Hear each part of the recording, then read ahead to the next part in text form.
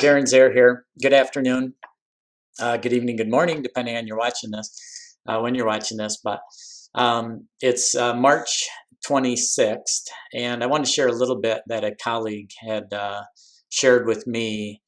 And I hope y'all just recognize, in saying this, none of this is to take away from anything of the seriousness of the situation, the illness and the death and the job impact, the business impact, the schools being out, all of that that impacts individuals and families and our whole society, or even the fact that there's so much work going on that's amazing, whether it's the healthcare field or it's the emergency services or it's the food supply, any of that, the logistics, all of that, the complexity of all of that integrated, and not just across our country, but across the globe, and the interactions that's going on, the internet service. ITS departments are doing amazing work to add hardware and protocols to allow all this communication to go on both at the business level and at the personal level.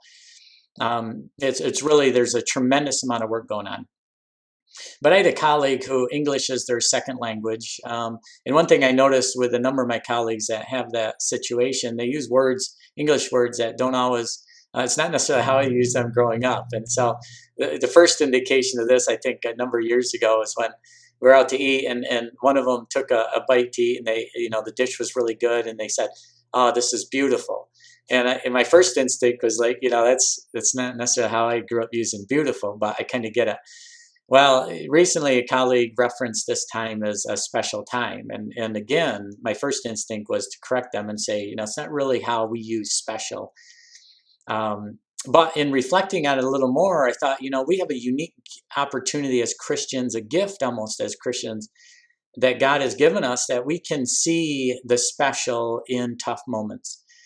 Whether it was 2 months ago, 2 years ago, or it's now or 2 years from now, that ability to see what God has put in our lives that's really is special, and those moments that are special, I think really is a gift that He's given us. And He talks about, there's references about giving the weighty stuff, giving our concerns to God, and so we can feel His joy and His pleasure and peace.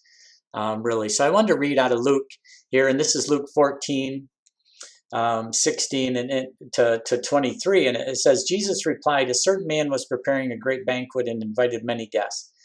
At the time of the banquet, he sent his servant to tell those who had been invited, 'Come, for everything is now ready.' But they all alike began to make excuses. The first said, 'I just bought a field and I must go and see it. Please excuse me.' Another said, 'I've just bought 5 yoke of oxen and I'm on my way to try them out. Please excuse me.' Still another said, 'I just got married, so I can't come.'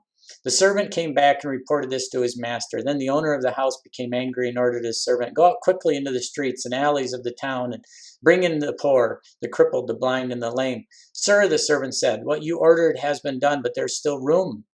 Then the master told his servant, 'Go out to the roads and the country lanes and compel them to come in, so that my house will be full.'"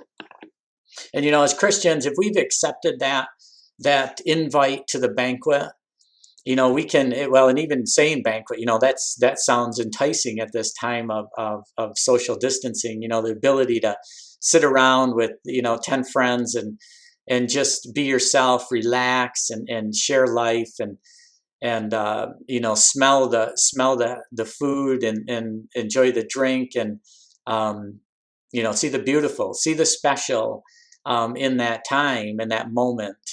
Is intriguing and very enticing.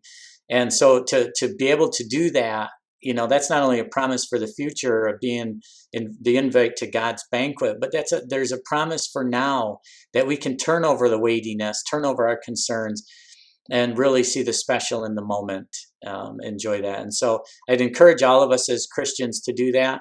And if you haven't accepted that invite to the banquet, there is no better time than now to accept Jesus into your heart and be able to turn over your concerns to God and enjoy His peace and joy and see the special at this time. There's not many things in life that we actually control.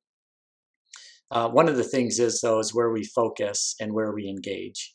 And so focusing on and engaging in that being purposeful about seeing the special, even during times like this, is really a gift that we don't want to pass up. So I encourage you all to do that. And so thank you for listening. I hope you all are safe. You're wise, be great leaders. And I look forward to the next time we can talk, get together, and God bless you all. Thank you.